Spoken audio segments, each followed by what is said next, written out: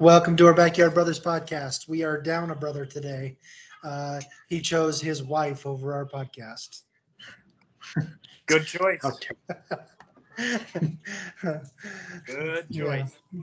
That's a good choice.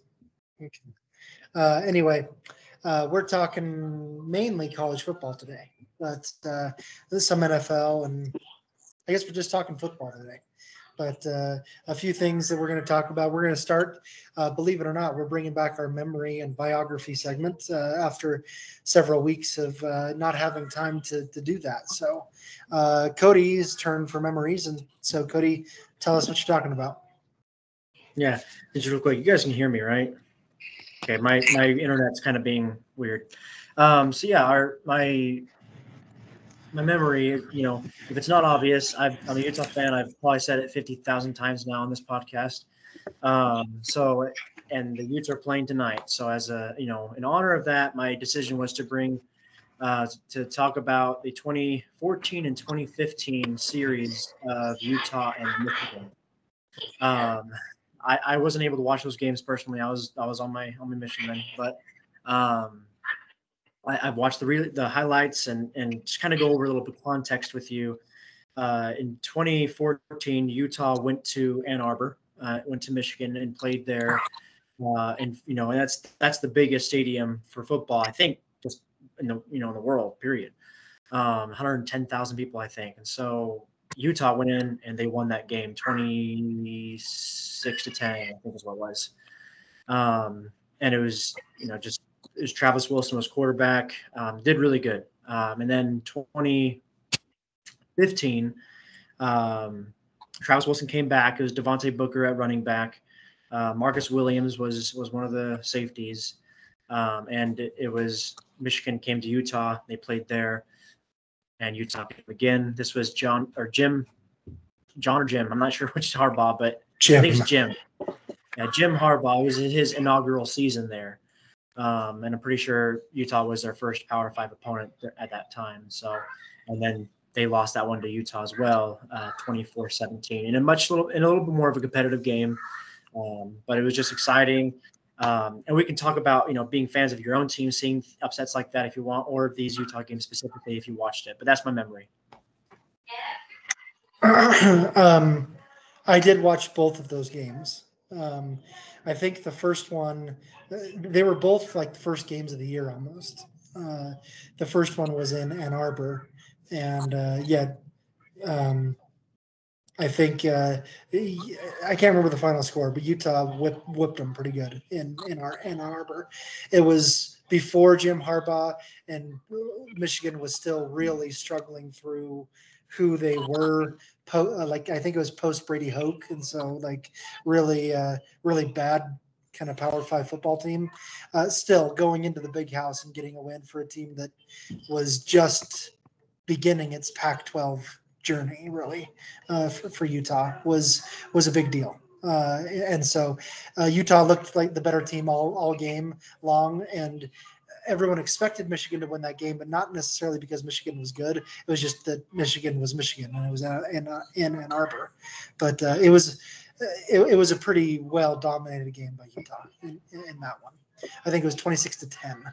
I just looked at the score. So okay, the other one in Rice Eccles in Salt Lake was a good game, and it had a lot of intrigue because of Jim Harbaugh coming back to his alma mater to coach there, and it was a huge deal to bring the debut of one of the most high-profile coaches, and came in Salt Lake City there.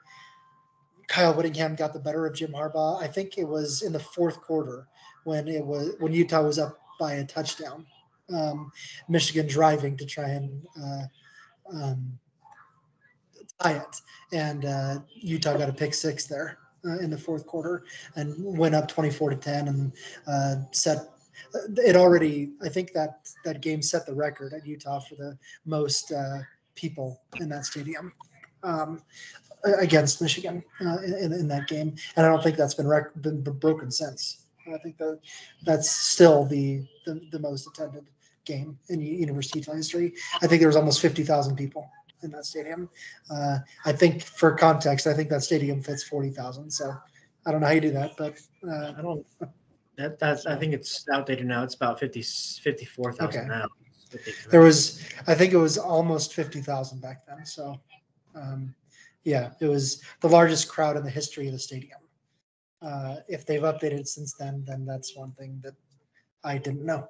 But yeah, that was a good one as well. Obviously, that was as Jim Harbaugh was sinking his teeth into who Michigan was, and eventually became a national champion. But still, those two big games. As a BYU fan, on the other side, thinking about big games that I've seen in person, or the big one that comes to mind is when BYU beat Texas in Provo. Taysom Hill, who ran for a BYU record 300 yards in that game, over just running through, over, around the Texas defense for lots of touchdown runs. Texas was ranked at the time, and that was the last year of Mac Brown. He was fired at the end of that season. Didn't do very well, but it was still probably the biggest game for BYU as an independent at that time, taking down Texas at home. And that was the beginning of Taysom Hill's Heisman campaign. He was in the Heisman conversation for most of that year, and then he had a season-ending injury about 8 weeks into the season, and obviously from there dropped off the Heisman race. But that was fun to be at. I was at that game. I reported on that game. I interviewed players after the game, including Taysom Hill, and so it was an important game to be at. It was important for the history, and so for that kind of thing, I understand those sorts of things. So. Yeah, Cody, good memory. It's one of those huge matters of pride for that they, leading up through that, every time they've been put up against a power school, they've beat them more often than not, and with Alabama, Michigan, other teams like that. And so this pair of games happened, 10 years after Utah BCS Buster, when they were that first time, and when they could, now here they are considered one of the programs in college football, and I think all four of them have them in the college football playoff, and winning the Big 12 even. And so it's great to see what they've cemented by taking down a powerful legacy program that they also became a powerful legacy. So that's exciting. Dustin, you might have to get a little closer to your mic. You keep kind of cutting in and out, but yeah, we've heard most of what you've said. There's a lot of feedback on your mic as well. What kind of feedback? A lot of noise in the background. Okay, let's see if I can fix my settings here. Anyway, keep going. The last thing I would say is my favorite, call it a major upset, something like that, would be Boise State over Oklahoma, 2007. I think we've shared that as memory before, but that's one of my favorite, and something I've watched highlights of multiple times over. Can you hear me? Yeah. Okay. Is that better? I think so, yeah. Okay. And just real quick, as we're talking about this, just to end on it, as big games we're excited to go to, Pam and I are going to the Utah-Oklahoma State game this year. And that's, at least on Utah's schedule, probably the biggest game that they're going to have during the season this year. So we're excited for that. And, it's not like a Utah-Ohio State type of thing, but it's just still, Utah's biggest game of the season probably. So excited for that. Are you going to any Arkansas games? No. Okay. All right. And the big ones over here. I mean, I live in north of Denver, and so the big one every year is the Colorado State-Colorado game that I think is next week, actually, over in up in Fort Collins this year. And everyone thinks UC Boulder is a pretty good team. CSU went 8-5 last year, and they're a pretty good team too. So it could be fun to watch. But that's the big one over here. Okay, but great memory to talk about. So let's last week we did the remainder of our college football preview and playoff team predictions. We didn't have time to do the actual playoff seeding and predictions, so we did it offline. And I'm gonna show what we did if I can find it. Oh boy. Okay. I have way too many tabs open. So hold on. Can't find it.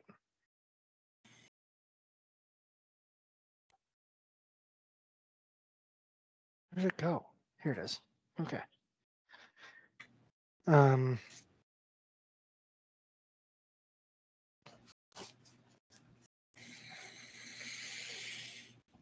There we go. Okay. Do you see this? Yes. Okay. Let's start with Cody. Whoops, wrong one. I meant to hit that one. Okay. This is Cody's predictions here. Oregon beating Ole Miss in the championship game. Obviously, Utah advancing to the Final Four, losing to their former Pac-12 rival in Oregon, and the other side having an SEC championship essentially. Georgia beating Ole Miss. We've already mentioned the other teams here. We all had someone different, and Cody had two of those. Fresno State and Penn State are the only ones that you have, Cody. You're the only ones that have those two teams in a playoff. So, anything you want to mention here?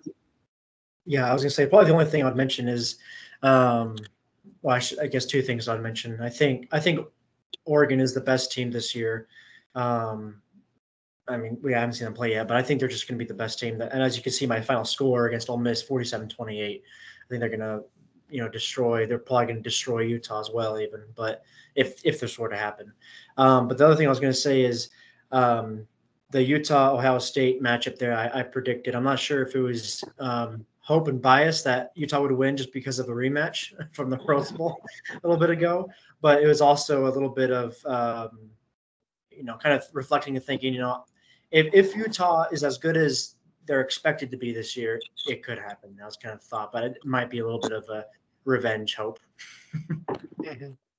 Okay. Over to Dustin. Same winner, but Oregon beating LSU in the championship game. You have Ohio State and Georgia as well in the Final Four. And so both of you three have three of the four same teams in your Final Four. Oregon, Georgia, Ohio State. The one difference is LSU or Utah. Dustin has Utah in there, but losing to Georgia. Dustin, your you have two different teams as well. You have UCLA and Auburn in there in the playoff. That seems like a risk or a stretch, but so does Penn State. So we all do it. Yeah, one of the things that I talk about with college football is that it's the same six teams that are usually, contending for that national championship spot at the end of every season. And so, for all of us to agree on at least two of them, four of them, whatever it is, that's not a coincidence, I don't think. But outside of those same 4 to 6 teams, there's always a few that you're surprised about. Cody has Penn State, I have Auburn, I have Wyoming as well. A few teams that are going to do better than expectations and a few teams that are going to do worse than expectations. But as Cody said, my expectation is for Oregon to do great. Just with them competing in a new conference and kind of this new fire in order to prove themselves further. I think that they're set up for success well. Whereas some of these other teams, even Georgia or LSU or Ohio State, are competing against, higher levels of competition than what they maybe expect on a normal year-to-year basis. Mm-hmm. Okay. Over to me. Well, look, Ohio State, Georgia, Oregon in here too in the Final Four. The difference for me is Texas. I have Texas in there as a 5 seed. So my I think I only have one different team, and that's Tennessee. I have them beating Virginia Tech in the first round and then losing to Ohio State. But I have Ohio State going all the way in this one, ranking number 1 at the end of the year and proving themselves against the number 2 team in the championship game. Kind of going chalk here with 1, 2, technically 5 and 6 at that point. But because I'm putting Oregon at 6 because I'm expecting them to lose the Big Ten to Ohio State, um, and Ohio State therefore getting the number 1. I'm also expecting Texas to lose the Big 12 to. Well, actually, wait, where do I have that? Nope, I have them winning the Big 12. I have no idea. I don't remember now. No, Oklahoma State. Oklahoma State. I have Texas losing the Big 12 to Oklahoma State. Technically, I think I have Utah losing the Big 12 to Oklahoma State, but so Utah falls to number 10, and Texas is one of the at-large bids to enter there. So I expect a pretty competitive championship game here between Ohio State and Georgia. I think that those two, with the possible Oregon as a third, are clearly the 3 best teams in the country right now. And so when you get a semifinal matchup there of Oregon and Georgia, that's as good as a championship game. In this case, I think Georgia pulls that one out, and then Ohio State wins the whole thing. Okay, Yancey, who's not here today, has the exact same championship game as me with the exact same result. He, however, has Arizona in the Final Four. That's a new team. None of us has Arizona in the playoff. Same thing with Alabama and Liberty. So he has 3 new teams. And Virginia Tech, right? I have Virginia Tech as well. Oh, okay. Yeah. Mm-hmm. But the one thing to call out for Yancey that none of us did, he has a conference champion automatic qualifier finishing outside the top 4. Virginia Tech is his automatic qualifier. He has them finishing 5th. That is a possibility. The way that would work is if Virginia Tech upsets Florida State in the ACC championship game and becomes an automatic qualifier when maybe they weren't expected to be there. Maybe they have 3 losses, but upset in that championship game, but they're not put in the Final Four. That's how that would work. So, any comments here about Yancey's playoff?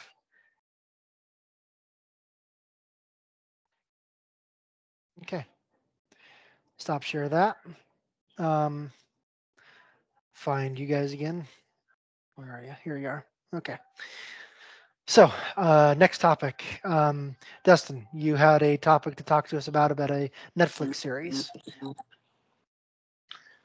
Yeah, for those of you that have been watching or following along, it's Netflix has put out a couple new documentaries in the past couple years that have been exciting to watch. Last year was a documentary all about quarterbacks, and followed several of the top NFL quarterbacks throughout the season.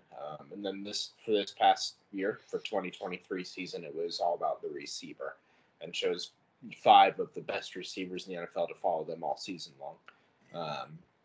And it's been incredibly exciting to watch, to look into their prep, their lives, their emotions of the game, but also that, of course, they're totally normal people trying to do a job as best as they can, and how exciting it is when they get to do that job, and just how much love they have for the game. And so the 5 receivers were Devontae Adams, Justin Jefferson, Amon-Ra St. Brown, George Kittle, and Deebo Samuel. 5 of the best in the game. 2 of them on the same team with the 49ers, and George Kittle and Deebo Samuel. And so it's exciting to see that and everything that they do. I don't know how much of it both of you have watched, and so I'll open it up to a couple comments from you here in a minute. But a couple things that I want to mention is, the impact of injuries. Injuries are a popular topic in this series, and you can see how much these guys want to get better, but also just an injury is an injury, and you've got to treat it with the appropriate amount of respect and work on getting better, and so we should have a little more compassion when we see somebody's like, oh, that hurts, and how much they want to be out there, but also, thinking about their future, not just as a football player, but as a human being, in that way. The second thing that I would mention is, it's fun to see into their normal everyday lives that these guys, their number one priorities are taking care of family and kids, and, having those kind of experiences outside of the football field, just like any of us do. Work is not our number one priority, neither is it theirs. And then thirdly, the last thing I'd mention is, I especially like watching George Kittle. He is a funny guy. He is hilarious, and he absolutely loves the game of football. And more than anything, his favorite thing to do is to block. He loves being a blocking tight end, and he loves being physical in that way. So those are some of my thoughts. Responses from you on what you've watched or what you know. Yeah, a couple of things. I've barely been able to start watching the series, so barely, and so I've been reading about the series as much as I can. I've been trying to read up about the players' lives and try to understand a little bit more from a perspective of someone who hasn't really started getting into that series. I didn't watch the quarterback series either, and so I didn't know how those worked as much. I do want to watch them. It's just the time to find new shows is not easy. I do watch Hard Knocks over on HBO, and so that's one that I do watch. But so what's interesting, you pick 5 of the best receivers in the NFL. One is a tight end, but receivers. Of those 5, only one was a first round pick. That's pretty impressive. I mean, Deebo Samuel and Devontae Adams were second round picks, and so right there. But Amon-Ra St. Brown, I think, was a 4th round pick, and so was George Kittle, maybe even a 5th round pick. And so it also comes to me about the draft evaluation process. That's kind of what sticks out to me. Is obviously Justin Jefferson, a huge star at LSU. He was the guy that's going to be taken in the first round, maybe the first receiver off the board, and the other guys didn't have that exact kind of career trajectory. Deebo was at South Carolina, which is it's hidden in the SEC. No one thinks about them. George Kittle was at Iowa, and Iowa tight ends are like a dime a dozen. They come out every couple of years, and they're all good. And so I think about that, the draft evaluation process, and then like you said, Dustin, the behind the scenes, the who they are as people is more interesting than who they are on the football field, unless you're just a casual fan. As a reporter, former reporter, those were the stories that I work to find. Everyone knows what's on the football field. Everyone knows what happens, and it's fun enough to call out the numbers and to find stories that interconnect certain things. Those are fun, but it's also fun to learn who these people are in life and just kind of shoot the breeze with them a little bit when I could, and find out what their favorite breakfast cereal is. Just things like that. Talk to them as normal human beings. Is or learn who they are as normal human beings, that these people have families and kids and wives and activities and things that they love outside. You mentioned George Kittle. His love for wrestling comes in everywhere. On the field, off the field. I think his favorite guy, I can't remember his name, but he's a Mexican guy, Mexican wrestler. And George Kittle gives a tribute to this wrestler after every big play he makes. He does the same move that wrestler does on the field after a first down, after a big play, and it's all a tribute to this guy that he loves. And when the 49ers went down to Mexico City 2 years ago to play the Arizona Cardinals, I think, down there, he met up with this wrestler down there who gave him a luchador mask in his honor. And so I don't know if that's in the show because I haven't watched. Yeah. It is okay, yeah.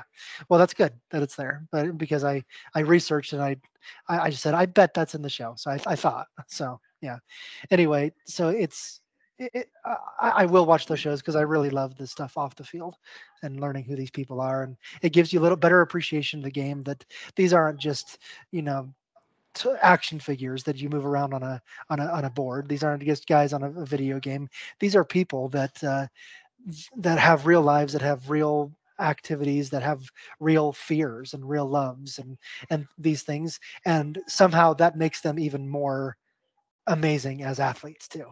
That, hey, this is just a guy that could be down the street, but the work that he's put in to be one of the best people on the field in the world at what he does is pretty impressive. So Yeah, and I'll just add a second, to almost everything you guys said. You guys added a lot. I've watched the series. I watched it with my wife, and I think, the stories, their lives that we're talking about. I think one of the coolest things was, I know you haven't seen it quite yet, Scott, but just the beginning, Raiders. Oh my goodness. Devontae Adams. Yeah, Devontae. Okay, I was thinking it wasn't. Devontae Adams. I almost said Devontae Smith. Devontae Adams going to like a meet and greet with other parents of kids at his daughter's school, and how he's going around like, my name's Devontae, and that's all he says. That's all he's trying to do. And then of course people are talking amongst themselves and finding out this is Devontae Adams, and coming up and talking to him, and he's just like, no, I'm just Devontae here, and that's kind of cool to see in the show that although they, like you said, Dustin, they love the game of football. It is their career. It is their life. They love it. There's more important things to them. And I really, really, really like that they showed that in the show, that they were willing to even, I guess, advertise that in a way. So other than that, I agree with everything else you guys said. Yeah. So to bring it home, it's doing great at bringing these larger than life figures that we see on TV on Sunday to life. And my hope, a little plug in here, is it helps fans that have not been so nice in the past be nicer. That they see him as more human. That it's been an unfortunate thing of sports is that when you're watching a sports game, you're kind of think of it like you're at a zoo. And the way you look, the way you talk, all that stuff isn't normally quite right. And so I think that that's something that's really changing and is really good. But more than that, football is close to all of us, and you get to see the dedication that these guys put into their craft, their sport, all for the purpose of entertainment and fun, and that for ourselves. They do it for the fans. Yeah. Okay. The same is, so I don't want to change it too much over to Hard Knocks, but it's the one that I'm familiar with, and there's a little bit of that. If you guys didn't know, so Hard Knocks does 3 series throughout the year. They do they do like a draft process, an off-season version, which this year followed the New York Giants, and they do a training camp version, which this year followed the Chicago Bears, and they do an in-season version, which we don't know who they've picked yet for that. Anyway, so for the Bears in particular, the first week was obviously you're following Caleb Williams and who he is, but they're also focusing on Jonathan Owens. And if you don't know who that is, he's a reserve safety for the Bears, but he's also Simone Biles' husband, for the gold medalist in the Olympics. And they follow him in particular and what he does at home with his wife, and watching his wife on TV and explaining to his teammates like, yo, you're an NFL football player. Have you done the things that she can do? And they show this training video of climbing a rope, like straight up, how people climb a rope straight up. And they show Simone literally go right up the rope, and Jonathan is really struggling, and he said, dude, she's at a different level. This is an NFL football player talking. Like, I can't do the things that she can do athletically. She is a freak. And it's really cool to watch. And obviously the Bears gave him permission to go to France, to go to Paris and watch watch his wife watch the Olympics there. And there's moments where he has memorized her routine from everything. And so he's watching from the stands, he's watching from the TV, just like so concerned with what she's going to do. And she came home with like 4 gold medals, 2 silver medals, or whatever. And so, but it was really kind of cool that they focused in on Jonathan Owens and his life off the field and his relationship with a super freak athlete and Simone Biles. So yeah. I love that. Okay, so next we're going to talk about a couple of technically the college football season has started. It started last Saturday with quite a zinger. Georgia Tech upset Florida State, and so that throws our most of us off for saying Florida State might be in the playoff, maybe not so much. So that's one thing. And then it continues today, tomorrow, and Saturday. Utah's playing right now against like Southern Utah or something like that, right? So Yeah. So there's a couple of bigger games on as well. But let's talk about some of the games that we're going to be seeing this weekend, both in college football as well as 1 week from today, the NFL season kicks off. We're not going to meet next week, or at least most of us will not. I will be at a work conference in Texas all week. Dustin will be at a concert, I believe. So so let's talk about both. Let's talk about college football week 1 and NFL week 1. What's some of the key things that you want to see, that you want to watch, that you're interested in seeing the outcomes of? I'll stop talking. I've been talking for a while. You guys go first. for me, I mean, I want to watch the teams I've predicted to go either all the way or deep into the playoffs. I want to know, what does Oregon look like week 1? I'm not even sure who they're playing week 1, but what do they look like? What does Ohio State look like? And then I'm kind of curious, what is Alabama going to look like? They've moved on from I mean, a 17-year stint with Nick Saban at the helm. Now they got Kalen DeBoer. So what is that going to look like? It's similar, different, vastly different, things like that. So I think that's what I'm looking for mostly. Other than that, I guess I'd also be curious on, in each Power 4 league, who immediately looks like the two top contenders. Who do I think is going to be in that championship game?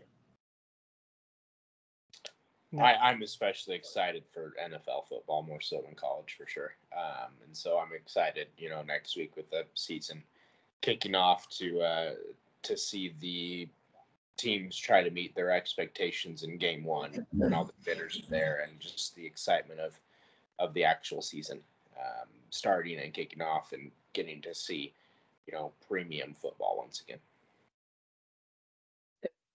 We've talked more general. Let me point out a couple of specific games and see if we have any comments. Starting with college, most Power 5 teams are kind of, warming up their season, so to speak. They have cupcake games this week, most of them, right? That's not the case for everyone. Clemson and Georgia play this Saturday. That's a huge game, obviously. Clemson and Georgia. Wait, am I right? Is that a game this week? Yeah, you're right. Okay, You're right. good. On I had to Saturday. rethink that. Yeah. So that's obviously between two teams that most of us are expecting are in a playoff conversation. So Clemson and Georgia, those are rivals. They're not very far from each other. Even though one is in South Carolina, was in Georgia, they're like an hour and a half apart from each other. So what do you guys think about that one? Anything specifically? That's a national championship kind of preview. Yeah, I think I don't have as high expectations as everyone else. Although I predict Georgia and Clemson to be in the playoff. If you noticed, I have Clemson losing the first game they play in the playoff. Clemson has kind of fallen off, it seems like to me, the last couple of years. I mean, it doesn't mean they're bad or anything. They're still amazing. They're still great. They're still, I still think they're going to win the conference. But comparing them to Georgia, I think this is going to be a Georgia win by plus 20 points. Okay. Yeah, with Cody, Georgia, the last few seasons just looks like they're just built different.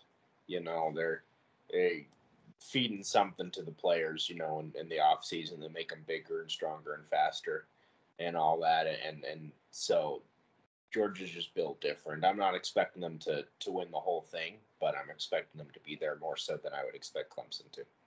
Okay. Yeah, I would agree with all of that. Obviously, it's the biggest game of the week, but yeah, I expect more of a. It's going to be a good game for a quarter and a half, right? Yeah. So, two other college games to point out in particular: USC and LSU. That's Sunday's game. Um, first one to 50 wins, right? Between two high-powered offenses and no defenses whatsoever. Has that changed on either side? Obviously, both teams lost a quarterback that went number 1 and number 2 in the draft, and so replacing the top 2 picks from the draft and seeing if any team has defense. What do you guys think about that game? I'm not convinced yet that USC has a defense still. Just because they fired their defensive coordinator doesn't mean they got a defense yet. And so, I'll believe they have a defense when I see their opponent scoring less than 30 points. But other than that, as far as their offense go for USC, Miller Moss, he looked good in their bowl game last year, but no one was really trying, right? And so, um, they have Miller Moss, they have Zachariah Branch, who's a really speedy guy. Other than that, I'm not sure who all is in their offense. I feel like they all went to the draft, but I'm not sure of any names right away. So I just have a big question mark about USC. What are they going to look like? As far as LSU, I guess I expect them. Maybe it's SEC bias. I just expect them to be better. I was not aware that they didn't have a defense last year. That's new to me. I don't know if their defense was gone last year or not. I think they scored the most in college football. I think they also allowed more than 30 points per game. So, yeah. Yeah. Dustin, anything? So, okay. No, kind of like Cody said, both these teams have high turnover from previous years. Every college team does, but these teams in particular are going to just look different. Mm-hmm. Okay. USC especially. And then the last one, just kind of as a plug, Notre Dame and Texas A&M is a big one. Notre Dame is that independent team that has to win most of their games, and they have to schedule a lot of big ones. That's a big one there. Not sure how either team is going to perform this year, but that's one to watch. Over to the NFL real quick. If I can find my NFL, I think I just closed my window. Opening game is Raiders Chiefs. So Super Ravens. Bowl champion. It's a rematch of the AFC championship game. Super Bowl champion versus MVP. Yeah, Ravens. You said Raiders, but yes, Ravens. I said Ravens. Mm-hmm. Yeah, that's a big one. That's an important one to watch, and I'll see if I can watch that in a hotel room on Thursday night or not. So, yeah, that's a huge one. And then they got the immediately following on a Friday in Brazil, the first game in Brazil, Eagles and Packers, I think it is. Mm-hmm. Not that it's a huge, exciting, matchup or anything, but it is still, going to be an interesting game to see how the Packers are week 1.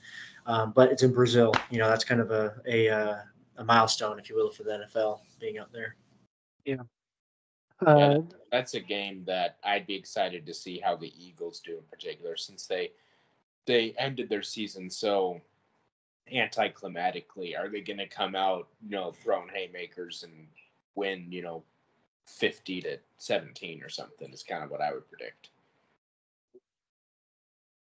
Yeah, those are two that I was going to call out as well.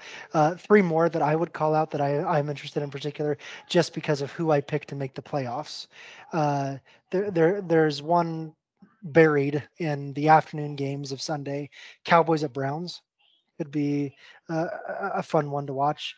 Understanding if the Cowboys are as good offensively as they've been all year, and who are the Browns with Deshaun Watson after all the injuries that they had. Sunday Night Football is Rams at Lions. The rematch of the wild card game last year, and pitting Sean McVay against Jared Goff and Matthew Stafford against Jared Goff, and former first round picks going at each other again. Lions with probably the highest expectations they've ever had going into a season. Can they prove it on week 1 the way they did last year? They won the opening game of the season in Kansas City last year. So can they do it the same this time at home on Sunday Night Football? So Stop me if you want to talk about any of those games. The last one, and my bias is going to come in here, but it's also an important one. Monday Night Football, Jets at 49ers. We saw last year on Monday Night Football, Aaron Rodgers get hurt in 4 plays on Monday Night Football. So this year in San Francisco against the defending NFC champions and mentor going against mentee, Robert Saleh taking on his former boss, Kyle Shanahan. And one of the best defenses in the NFL going against one of the best offenses in the NFL. If everyone is healthy, it should be a really good game. Looking forward to watching that game. I know we can say everyone will start healthy. The question is if everyone's going to be healthy by the end of the first quarter, or 5 plays in this time. But yeah, I agree though. That's probably the next biggest one I look forward to is the Jets 49ers game. Probably also some bias coming in for me. I'm excited for that game. Want to see how good the Jets can be, as I think I predicted them to win their division this year. So, that'll be kind of a sign to me saying, well, I misjudged, or hey, I might be right.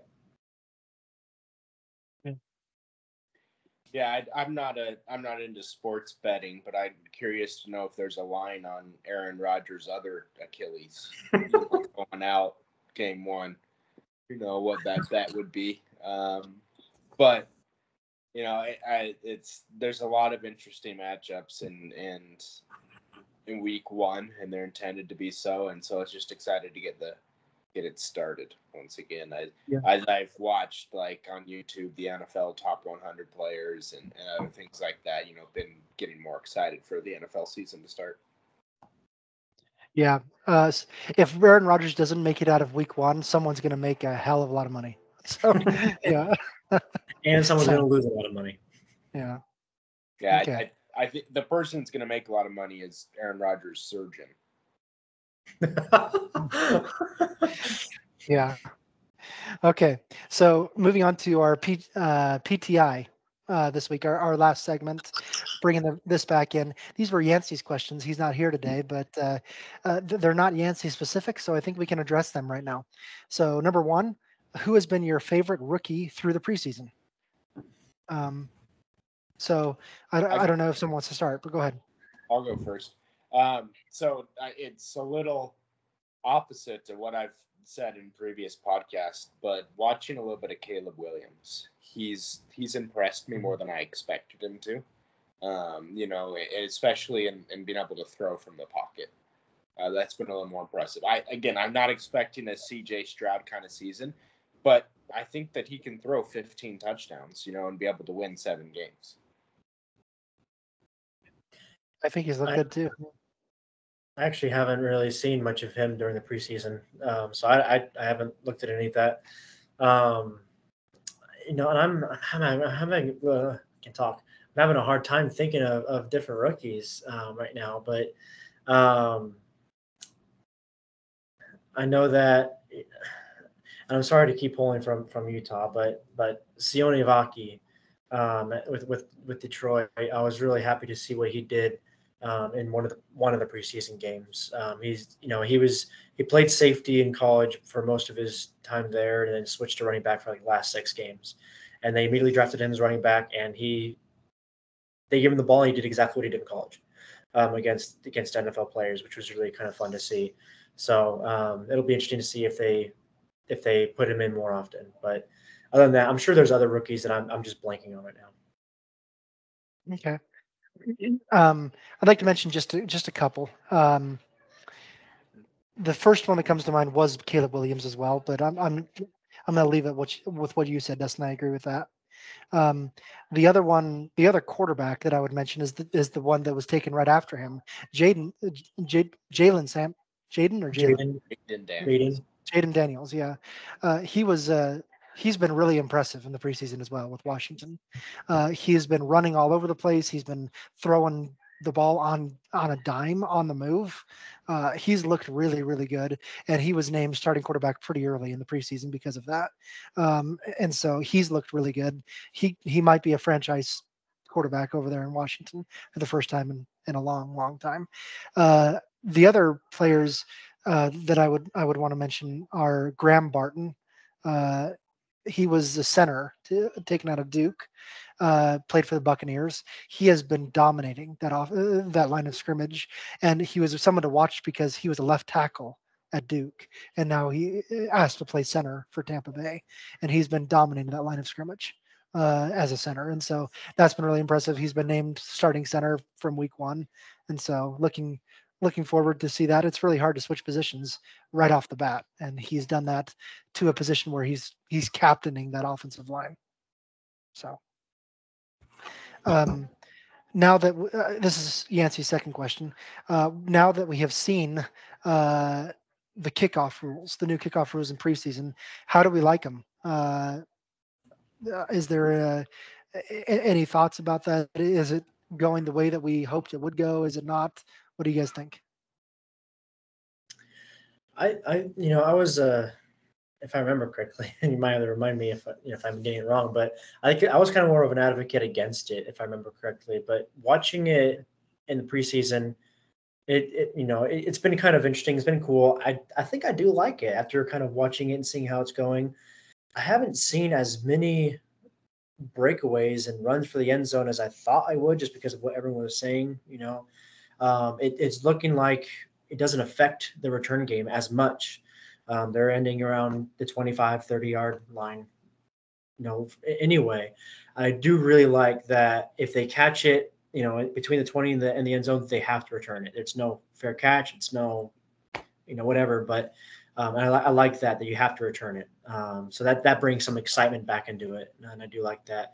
But yeah, I haven't seen anything like this is ruining it because they're just going to score a touchdown every time. They're just ending up where they were. That's kind of what I thought too. I was expecting to see more breakaway plays in the preseason, but that hasn't happened. It's just been back to how it used to be. I mean, actually, there used to be a lot more kickoff return touchdowns than what I've seen in preseason. It's only 3 games per team, and so we're going to see a lot more over the next next month to see how it really looks. But yeah, I was expecting to see a couple more big plays than I really saw. The one thing I don't like is that the onside kicks rule. They've changed the onside kicks rules where you're banned from doing an onside kick until the fourth quarter.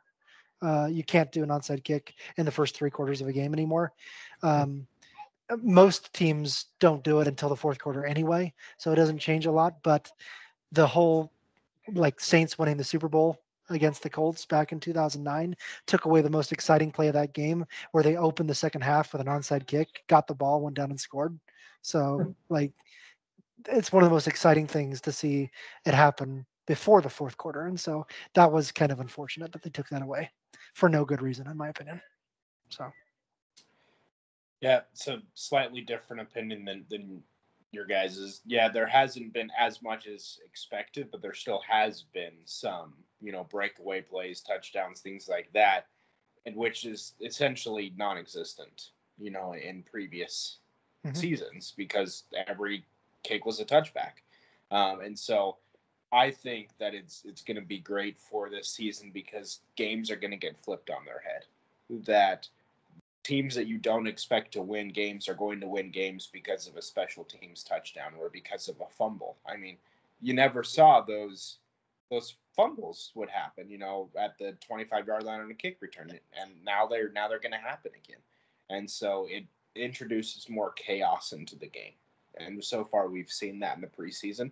Maybe not as much as expected, but definitely more so than last season. Yeah, looking at the numbers, exact stats for you. In the preseason, there was not a kick return touchdown at all in the preseason. However, 65% of the returns went past the 30-yard line. So a little bit more bigger plays. Obviously, last year when there barely was a kick return, only 11.7% of kicks returns were returned past the 30-yard line. And so you are seeing a little bit bigger plays, but still no touchdowns in the preseason. Sorry, looking at one more thing.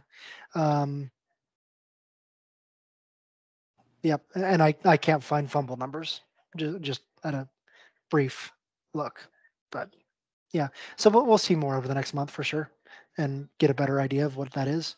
The last question from Yancey: given the chance to interview any NFL Hall of Fame player, who would you pick and ask one question that you would ask them right here? So this is putting you on the spot unless you looked at it earlier, but this is someone in the Hall of Fame. Let's just say that they can be alive or dead. Like, you can ask Walter Payton questions if you want, but so who would you ask and who would you talk to and why? I have a question for O.J. Simpson.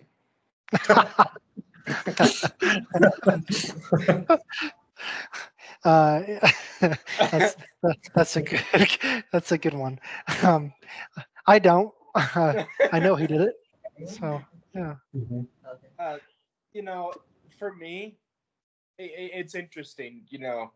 Kind of me seeing people as more human. I'm not a respecter of a person because of the job that they necessarily have, and so it'd be, I don't know, I wouldn't be as starstruck as I would have been 10, 20 years ago.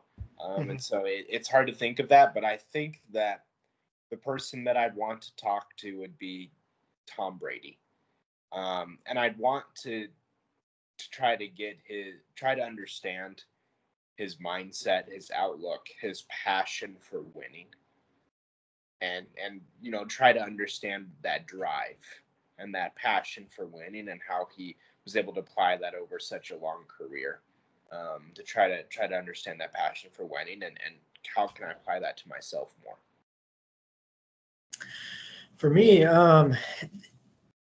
so it's going to be for a little bit of a different reason, and I'll explain that. But for me, it would actually be Herschel Walker. I would want to talk to Herschel Walker, and here's the reason. So I'm of an interest of mental health, mental disorders, things like that. Herschel Walker was actually diagnosed with dissociative identity disorder, which used to be known as multiple personality disorder.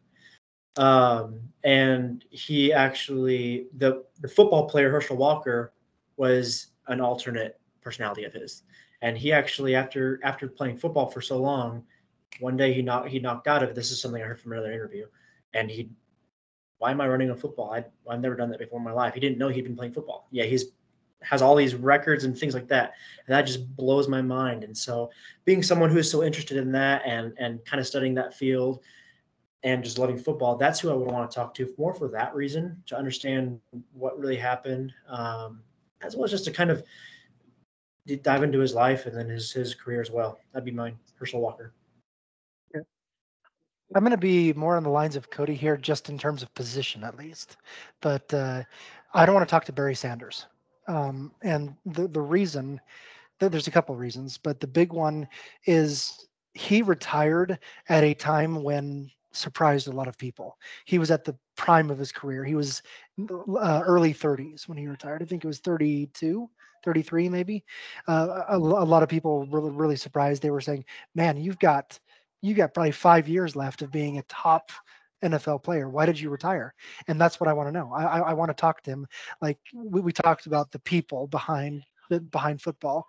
He's mentioned before in press that he knew he could perform at a high level, but he didn't think the passion may have been there. He wanted to be with his family. He wanted to do those sorts of things, that wanted to live a life outside of the game. And that's kind of want to talk about it, is what motivates him beyond football, and what gives him the drive to succeed. And does the drive to succeed carry over in other areas of his life, or is he just like, I just want to live my life? Like there's sometimes NFL players and athletes in general, superstar athletes, are different. They're built different, right? Like you mentioned, Tom Brady, Kobe Bryant was built differently.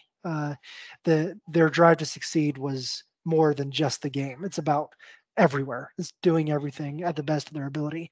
And is that true for Barry Sanders? I want to know. I want to know, or does he just kind of kick back with his wife, kids, and grandkids at this point, and they come up to him as grandkids and say, "Wow, look, you did this in the NFL." He's like, "Yeah, but I'm just Grandpa Barry now." Or is there more to it? I want to know who he was as a player. Who he is as a person is more important to me. And I I would just love to hear from a perspective of someone who retired before the game made him, not as effective. He retired in the prime of his career, and why that happened. That's what I had been thinking about. So Yeah, that's an interesting topic. Good question. I know for me, my goal is to retire as soon as I possibly can. That my goal is as soon as I can live comfortably, I'm done working. It always amazes me that you see these, whether they're professional athletes or other people, rock stars and rock bands who are worth tens or hundreds of millions of dollars still playing in their 60s, 70s, 80s. I'm like, why? Why do you keep working? Stop it. Coaches who are in their 70s and 80s still coaching. I'm like, and so that's something that I wouldn't understand is why are you making yourself work 80 hours a week, when you're easily can just go sit on a beach for the rest of your life. And I think, just as my first thought is, for those people, it's because it's not work to them. It's their passion. I can just imagine now George Kittle in another 6-7 years from now, unless injuries have made him retire, maybe more than that. I'm not sure how old he is. Maybe 10 years from now. Unless injuries have made him retire, he's probably going to still keep going because, as we learned from that thing, he just loves the game of football so much. It's not work to him. He just kind of goes out and wants to play. And, oh, hey, I got a paycheck for that. Cool. And then rock stars, they love making music. They love playing. So I think it's because it's not work to them. When for us, you have to get up in bed and you have to go to work, and it's actually work. Even though you may enjoy it, it's not something that's not a passion. It's just work that you enjoy. And then one other thing I was going to say, kind of to you, Scott, what that made me think of Barry is Calvin Johnson. Calvin Johnson retired a little bit early as well, and I remember I read it somewhere or heard it somewhere that the fact that they just were never competing for a Super Bowl ran on him a lot, and he didn't find the love in the game anymore. At that point, it became work for him. And so then he kind of retired. So I wonder if that kind of happened for Barry, but that would be something you'd ask him, right? yeah, that's what I want to know too. Right there is, was it work for Barry Sanders, or was it? Did the passion of the game drive him to a point where, he realized, I don't have the passion anymore. Time to retire. I have $170 million. It's okay. Whatever it was at that time. But yeah, that's a really interesting question for how athletes are built. Some are naturally talented. Some work for it so hard, and some may be doing it for a paycheck. I don't know. Like I don't know. To a certain point, do you think that if you're in the NFL, you've worked really hard to get there? So to a point, I guess. But yeah, and one last thing, the other reason that I would pick Barry Sanders, on our YouTube page, which I converted from my previous YouTube page. So there's videos on our Backyard Brothers podcast from before Backyard Brothers that I had created when I was a journalist. Still to this day, and by a huge margin, the most seen video is what happened to Eddie Stinnett. Eddie Stinnett was, if you've seen the highlights of the 1984 Holiday Bowl with BYU and Missouri, Steve Young was in that game, and he handed it off to a running back, and then the running back passed it to Steve Young, who caught the ball and scored a touchdown. It's one of the most replayed games in college football. You see it every year, of the backwards pass to the running back who throws it to Steve Young, outstretched hands, catches it, stumbles a little bit, and scores a touchdown. They win the Holiday Bowl against Missouri that way. Eddie Stinnett was the guy who threw that touchdown pass. He was the running back for BYU. And we were doing a series when I worked for the Universe at BYU, and what happened to this person or that person. And I wanted that guy. I chose that guy, and I tracked him down, and I met him at his house, and I talked to him. Where is he now? What happened since that? And that is that video that's on our podcast page. There are over 700 views, I think, on that video. It was really well received video, and just kind of understanding what happened to this guy that made one of the best plays in college football history. And the answer of what happened to him is he went undrafted in the NFL draft, played for the Oakland Raiders in training camp, and got cut. Never went to the NFL again, but coached football for lots of years. Coached his kids, got really into coaching high school football, and watched his kids grow up to be really good high school football stars in Texas. And now lives a comfortable life in the suburbs of Salt Lake City with his kids and grandkids, and lives a great life. So that's what happened. So anyway, I love those ideas, and I want to know more about Barry Sanders' life. Everyone knows about him on the field. I want to know him off the field. So.